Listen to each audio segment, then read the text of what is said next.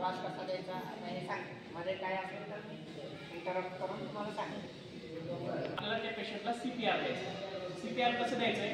छातीच्या 2 बोटावर हे असं आणि त्या डाव्या हातावर हा उजवा हात आणि ह्या पामनं छातीच्या 2 बोटावर या पद्धतीने आपल्याला पेशंटला CPR द्यायचं आहे।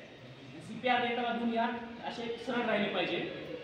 सरळ राहिल्याने काय होईल? जो प्रॉपर CPR आहे, जेवढं वजन करायला पाहिजे, जेवढी गरज आहे तेवढं वजन आणि तेवढी छाती त्याची खाली जाईल या पद्धतीने आपल्याला CPR द्यायचा आहे। ही सायकल जी असते ती 30 वेळेस द्यायची आपल्याला या पद्धतीने।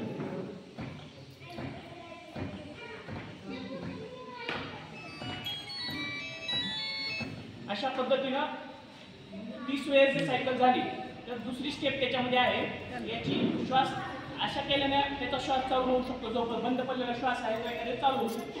त्याच्यामुळं चेक करायचा श्वास चालू झालाय का। जर नसेल तर त्याच्यामध्ये दुसरी स्टेप एक आहे, त्याची थोडीशी मान वर करायची, नाक दाबायचं आणि तोंडातून आपल्याला त्याला श्वास द्यायचा आहे। हे अशा पद्धतीने नाक दाबून थोडीशी मान करून तोंडातून आपल्याला श्वास द्यायचा आहे। हे एक स्टेप झाली। जर तरी पण श्वास नाही चालू झाला तर पुन्हा 30 वेळेस आपल्याला CPR द्यायचं या त्या सेम पद्धतीने। हे तोपर्यंत द्यायचं आपल्याला जोपर्यंत ॲम्ब्युलन्स येत नाही।